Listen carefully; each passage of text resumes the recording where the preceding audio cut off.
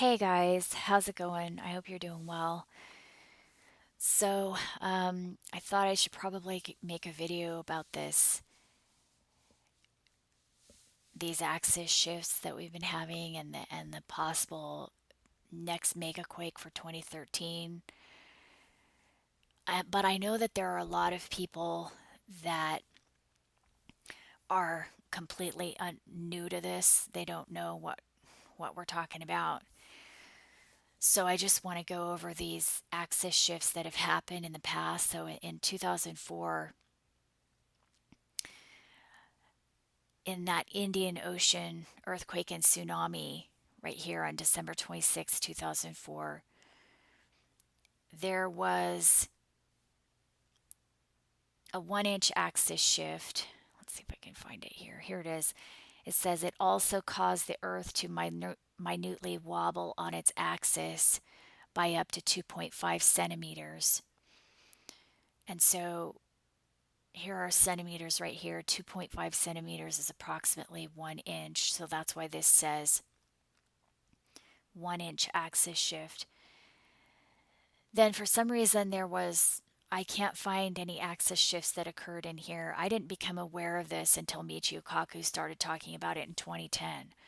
So I wasn't really watching through this period here.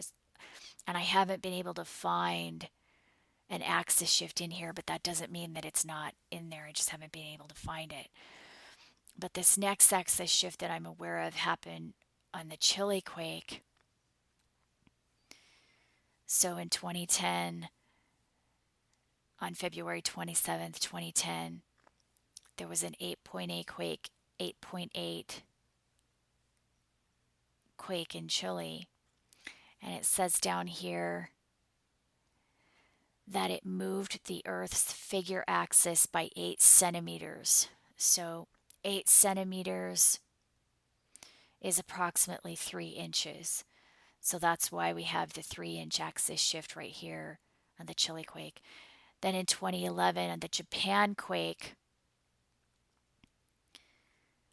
right here on March 11th, 2011, it was a 9.0 quake that I think they downsized to an 8.9 or something. Anyway, it says right here that it shifted the Earth on its axis by estimates of between 10 centimeters and 25 centimeters. So between 10 and 25 centimeters is between 4 and 10 inches. So that's what that is right there, 4 to 10 inches right there. This next event that happened in 2012 was the 8+ earthquakes that happened all in a row. There were, those of you that remember last year, there were actually three. There were three 8+ earthquakes, but for some reason they downsized it and they're only reporting on two of them. But I remember last year I was fully aware and paying attention to what was going on, and some of you guys will remember that as well. That there were three and not just two. If you remember that, can you leave a comment just saying, yeah, I remember? Because I just know that people are going to go, no, there weren't three. You know what I mean?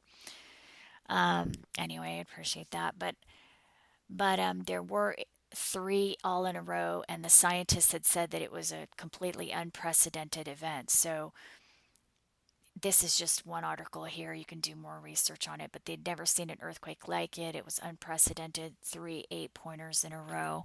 It just had never happened before in the past. And so that was why I put it on this chart because, like I said, I started paying attention to this in 2010. And I actually predicted this next axis shift to the day in 2011. That's why a lot of people started coming to my channel. But but the next year we were watching for it as well. And by 2011, a lot of other people got on board and started watching it. And then you might have heard of the 188-day cycle. So some people had noticed, oh, look, there's actually a 188-day cycle. And what that was that from this axis shift in 2010, 108, these, by the way, these green dots represent the Earth. case you didn't know that. Um, so Earth was in the February position here, and then as it went around in like I think it might have been September or something, there was another large earthquake on this side here, exactly 188 days later. And then 189 days later, we had the axis shift here. And then 188 days after that, there was a large quake on this side, like a 7 pointer. And so a lot of people were watching for this March 22nd, 2012 date that I had mentioned as well, because that was 189 days and that was kind of the pattern. But the pattern that I was looking at was this 377 day pattern. So between the '04 axis shift and the 2010 axis shift, there were 1889 days. So right here, there were 1889 days. So if you just divide that by 5 years roughly, you get 377. So roughly 377 days for each year, roughly. But then between the 2010 axis shift and the 2011 axis shift, there were also 377 days. So right here, from February 27th until March 11th, 377 days. So in 2012, we were watching that 377-day mark, thinking, okay, if this is going to continue, then we might have another mega quake on March 22nd. But some of you guys will remember that I'd also said, well, this object might be accelerating. And so last year in 2012, I uploaded a video in February saying, if this object is accelerating, then this quake will happen after March 22nd sometime. It's going to happen later in the year. Instead of happening exactly 377 days after that again, it will happen, like 390 days was what I said. And what ended up happening was it ended up happening 397 days after this. So as you can see, if this red object here represents this celestial body, and these purple lines represent like a gravity trough going between this object and the sun, so that when Earth is going around the sun like this, every time it passes through this gravity trough, it's kind of like hitting a bump in the road. I don't know that that's what's causing these axis shifts, but if it is, and if this object is accelerating, then obviously these quakes would happen later and later each year, which is what seems to be happening for the last 3 years. Like I said, nobody really knows if this is for sure what's causing the axis shifts, or at least nobody on YouTube knows that. I shouldn't say that nobody knows, because there might be some scientists out there that do know, but they're just not telling us. But as you can see, the window between the 2011 axis shift and the unprecedented 2012 megaquake event increased by a factor of 20 days. So it was 377 days here, and it was 397 days here. So it increased by a factor of 20 days. So what I'm saying is that if these megaquake events are caused by this object out here and its gravity trough between it and the sun, then it appears that the object is accelerating. Just like I had said last year, I had said, well, this object might be accelerating, and if it is, then we should expect the megaquake event to happen sometime after March 22nd. Well, that's what happened. So I'm saying it looks like the object is accelerating. That means that this next megaquake, if it's caused by a celestial object out here, it would happen. Let me rephrase that. If it's caused by an accelerating object out there, then the first watch date would be on May 13th because that's exactly 397 days. But that doesn't mean it's going to happen on May 13th. It's more likely to happen after that if it's accelerating. You see what I mean? So Earth is traveling around the sun at the same speed. It's not accelerating. It's just it has a constant speed around the sun for the most part. But this object out here, if this is what's causing these events, it appears to be accelerating. So the event on Earth time would be at a later time in the year. So May 13th would be 397 days after this event right here.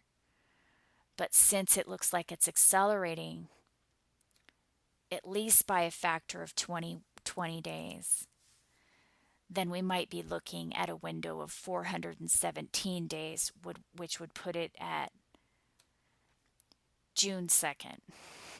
So all I'm trying to do here is I'm not trying to predict the exact date of the megaquake. I don't. There's no way I could do that. I'm not a astrophysicist, and even if I was, I mean, I don't know of any. I don't even know. I don't even know of any astrophysicists that are even trying to figure this out. So even if I was, you would have to know. You would have to understand what this object is. You'd have to know its exact um, initial velocity. I mean, you'd have to have all. You can't determine the exact rate of acceleration without the information about this object itself. You see what I'm saying? So number one, I'm not an astrophysicist, and number two, even if I was, I wouldn't be able to do it because we don't have the information about this hypothetical object. Like I said, I don't even know if this is what's causing it. This is just a theory. So anyway, that's pretty much it. I hope that made sense to you guys. So May 13th is the first watch date, and it's more likely to happen sometime after that. And so I guess I say this every year. I always say this every year because I've had so many personal warnings about, the Los Angeles quake. And I mean, so many scientists have been warning about Los Angeles for the longest time. The New Madrid area is another area. And obviously, I mean, any area along the tectonic plates, right here, these are where all of the tectonic plates, where the edges of the tectonic plates are. So, I mean, if you're near those, anywhere really, because I mean, there's just no way to know which part of the earth will be affected. As far as I know, there's no way to know which part of the earth will be affected. But we are looking at a pattern, and so we could, since we have had a major megaquake event happen in the last 3 years that follows this pattern, we could be looking at, like I said, we could be looking at another megaquake event on or after May 13th this year.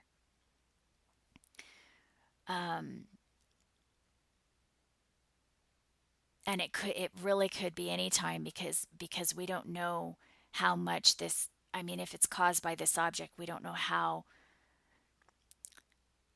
what the acceleration rate is. I mean, the window of time between these megaquake events could increase by a factor of 20 days like it did last time, but it could also, who knows, it could increase by a factor of 25 days or by a factor of 30 or 40 or 100 days. I mean, we don't know because we don't know what the rate of acceleration is. So I'm just kind of throwing it out there as a warning to the people that are living on the edges of the tectonic plates. And because I'm in the United States and because I have so many friends and family in the Los Angeles area, that's what I tend to talk about a lot. But that doesn't mean that, I mean, also we've had a lot of warnings about the New Madrid area as well. Um, so I don't know. I mean, there's also that Canary Island. I mean, there's so many things that could happen. And so I guess I just want people to be aware. But again, I always go back to Los Angeles, and I have to say this because I'm from Los Angeles. I lived there for 10 years. Like I said, I have so many friends and family there that, um, so I mean, I'm sure that you know that scientists have been warning about the big one for years. Last I heard, and I think this was about 10 years ago that I read this, that the scientists or the geologists were warning that the big one, they were expecting the big one in Los Angeles to hit within 30 years. Well, that's huge because geologists normally deal with, like million year increments. So for them to say something is coming within 30 years is really big. And I think that was 10 years ago that they said that. That's huge. The other thing is that Los Angeles it sits in the whole basin, the whole area of Orange County and Los Angeles sit in um, sediment that accumulated in a crack between the two tectonic plates. So it's not just the fault lines, it's the actual Pacific plate and the North American plate that are sliding against each other. And so um, the Los Angeles area is sitting in a what's called an accretionary wedge. It's like it's an ancient crack. This is it right here. This is hard to see, I know, but this right here, this accretionary wedge, it's an ancient one between the two plates. These two tectonic plates are not moving in the same way that they did previously, but they're sliding against each other. But the fact remains, Los Angeles is built on this. It's sediment that accumulated in this crack that was between the two tectonic plates. So the other thing, though, is that it doesn't look like this. It's not flat like this. It's actually sloped. So here, you know that these San Bernardino mountains are out here, and then it just slopes down, down, down into the Los Angeles basin and then on out to sea and then out to the Pacific Rim that is out here. So it's sloping down, down, down, and then there's this cliff out here. So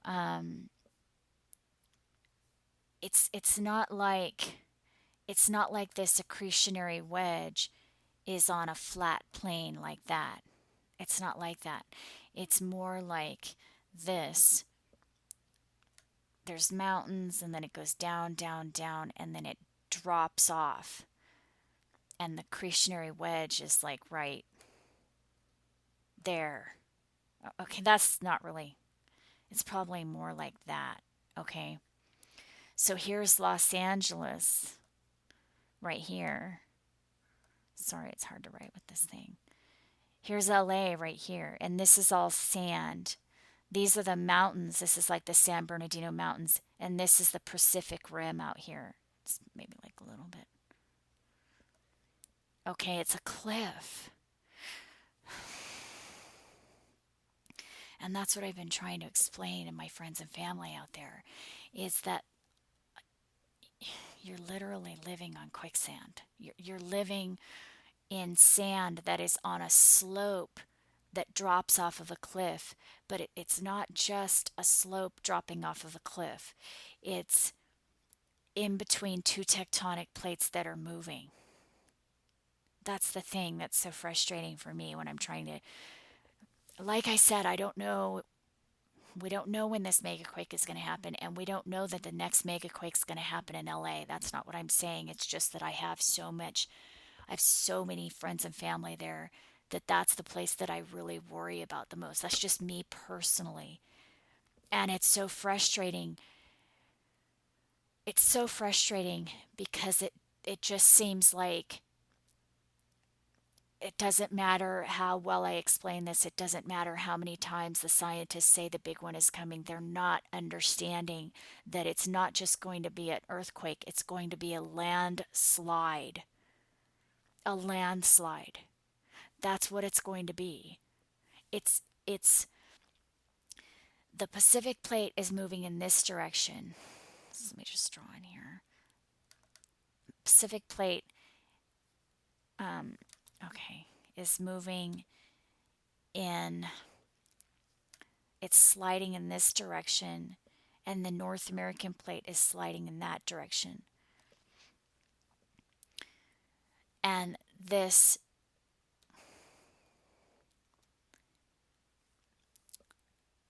accretionary wedge is, like I said, it's at the bottom of a slope. Here are the mountains up here, and the Los Angeles basin is at the bottom of this slope, and it keeps sloping down, and then it drops off. It's just sand. It's just sand. So it's not going to, the big one that they're talking about, the sand is literally going to melt. It's not just going to, um, they talk about, oh, the buildings have been built, in a much better way. No, it just has nothing. What they're not understanding is that the foundations of the building are in sand. Everything is built in sand. The whole thing will slide. I mean, it doesn't matter if you're smaller than ants.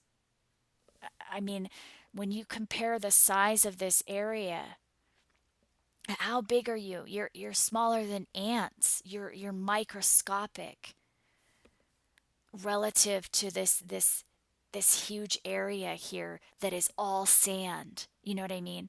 I'm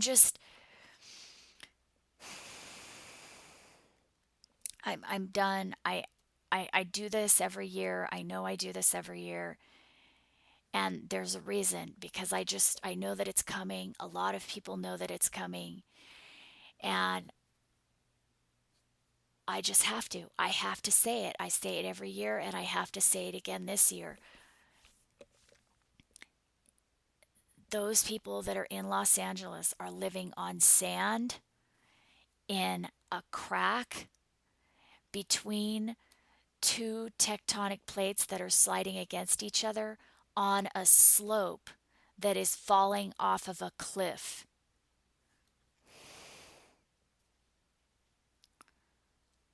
I wish that I could explain this in a more eloquent way, and I can't. This is the best that I can do. And I just really hope that you will just think about what I'm saying and verify that what I'm saying is true, that you're living on a slope, on sand that's on a slope that's going to slide off of this cliff out here when the big one happens. That this area is huge. This sand pit is huge, and the people that are living there are microscopic organisms. I don't understand the idea that they have that they're invincible. I can't understand. I keep trying to tell them no, you're a microscopic organism in this huge sand pit. It's so horrible.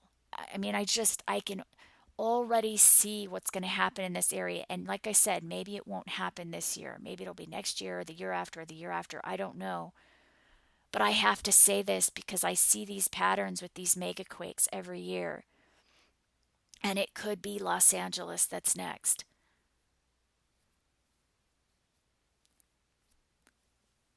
So I just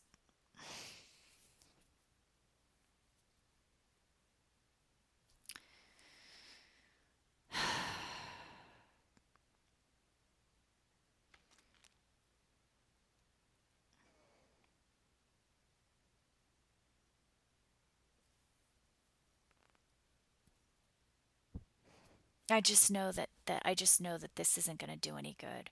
I know that people that are living there that are watching this are just going to laugh and say that I don't know what I'm talking about. And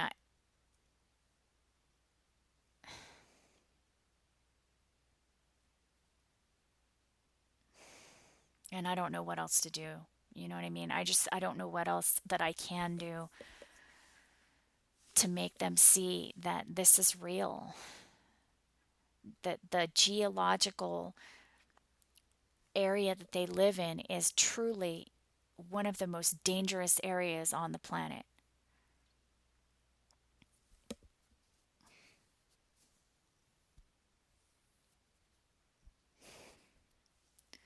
So I hope you guys are doing well, and I'll let you guys I'll let you go. Like I said, I mean, it could happen anywhere. I don't know where, and I don't even know if for sure it will happen, but it has held for the last 3 years.